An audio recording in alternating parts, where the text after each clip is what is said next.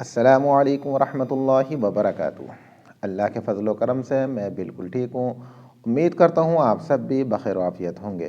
Real Islamic channel میں آپ سب بہن بھائیوں کو خوش آمدید۔ آج میں آپ کو بتاؤں گا کہ چھوٹے چھوٹے معصوم بچے، دودھ پیتے بچے آرام سے سوتے ہوتے ہیں اور اچانک سے اچھل جاتے ہیں۔ اس کا کیا سبب ہے اور اس کا علاج کیا ہے؟ تو آئیے سب سے پہلے ہم اس کا سبب جانیں گے۔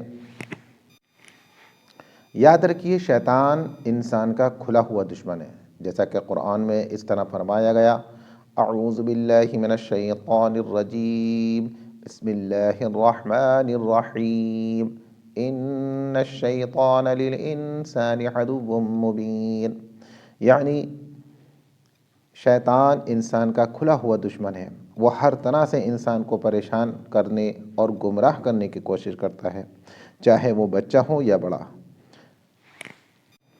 خواتین کے بعد شیاطین جو زیادہ حملہ آور ہوتے ہیں وہ معصوم بچوں پر ہوتے ہیں، جیسا کہ حدیث کا اندر آتا ہے۔ حضرت ابو ہریرہ رضی اللہ عنہ سے روایت ہے کہ رسول اکرم صلی اللہ علیہ وسلم نے فرمایا: جو بچہ بھی پیدا ہوتا ہے، شیطان اس کے پہلو میں نوکدار چیز چبو دیتا ہے، جس سے بچہ چیخ اٹھتا ہے، سوائے حضرت عیسیٰ اور ان کی ماں کے۔ یعنی حضرت عیسیٰ علیہ السلام اور ان کی والدہ محترمہ کے وقت شیطان یہ حرکت نہ کر سکا تھا۔ اللہ عالم ایسا کیوں ہوا، یہ اللہ ہی جانتا ہے۔ ناظرین کرام، میں نے کئی مرتبہ شیاطین سے محفوظ رہنے، اس کے حربوں سے بچنے کے لیے کئی عملیات میں نے آپ حضرات کو بتائے ہیں۔ یہاں تک کہ ایک حدیث میں آپ کے سامنے بیان کرتا ہوں۔ حضرت ابو سعید خدری رضی اللہ عنہ کہتے ہیں کہ آپ صلی اللہ علیہ وسلم نے فرمایا: تم میں سے کوئی جب بھی جمائی لے تو اپنے ہاتھ کے ساتھ منہ بند کر لے، کیونکہ ایسا نہ کرنے کی وجہ سے شیطان منہ میں داخل ہو جاتا ہے۔ تو ناظرین، ہم سب کو چاہیے کہ جمائی کے وقت اپنے ہاتھ اپنے منہ پر رکھ لیں تاکہ شیطان منہ کے اندر داخل نہ ہو۔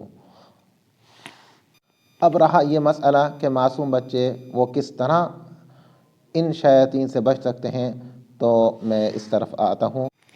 مائیں اپنے بچے کو کسی بھی حالت میں اکیلا نہ چھوڑیں۔ دیکھنے میں آیا ہے کہ والدہ کسی کام کی وجہ سے کچن میں چلی جاتی ہیں یا بیت الخلاء چلی جاتی ہیں اور اس وقت بچہ اکیلا رہ جاتا ہے۔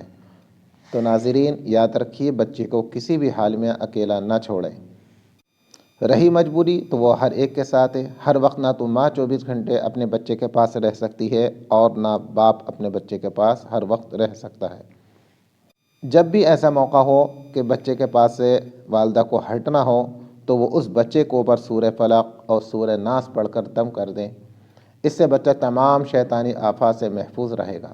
اب مسئلہ یہ رہا کہ عورت اپنے مخصوص ایام میں قرآن کی تلاوت کر سکتی ہے یا کوئی سورت پڑھ سکتی ہے یا نہیں پڑھ سکتی۔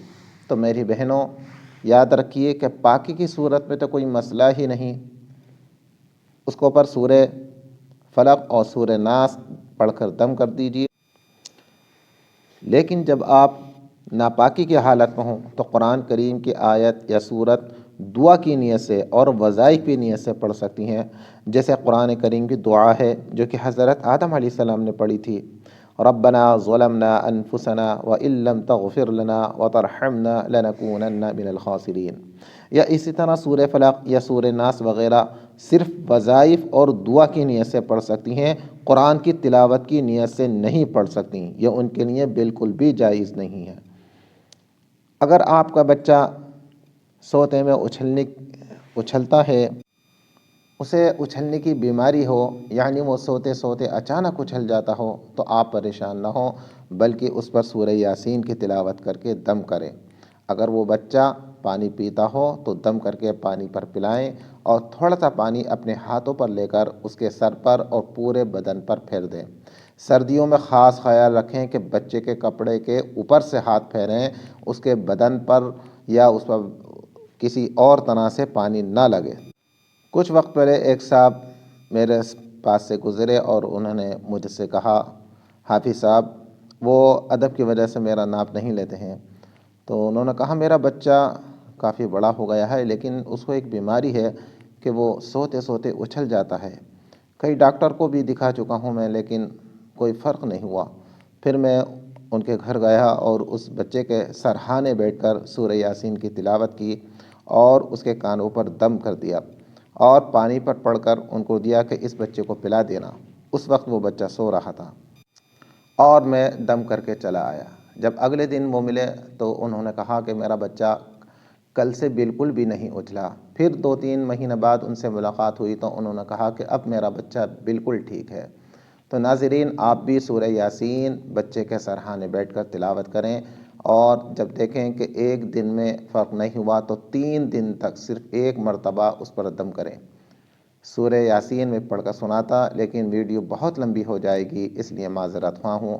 ناظرین، مجھے نہیں پتہ، مجھے نہیں معلوم آپ کو کیا بیماری ہے۔ انشاءاللہ آئندہ میں ایک نمبر دوں گا، آپ واٹس ایپ پر اپنی بیماری اور کب سے بیمار ہیں یہ بتائیے گا، تاکہ میں اس پر ویڈیو بنا سکوں اور آپ کو اس کا علاج بتا سکوں۔ جب تک میرا نمبر نہیں ہے، اسکرین پر شو نہیں ہو رہا ہے، آپ تب تک کمنٹس میں اپنی بیماری لکھیے اور پورا اس کا واقعہ لکھیے کہ آپ کب سے بیمار ہیں اور کیا آپ کی کیفیت ہوتی ہے۔ آخر میں آپ سے گزارش ہے کہ ہمارے چینل کو سبسکرائب کرنا نہ بھولیں، ویڈیو کو لائک اور شیئر ضرور کریں۔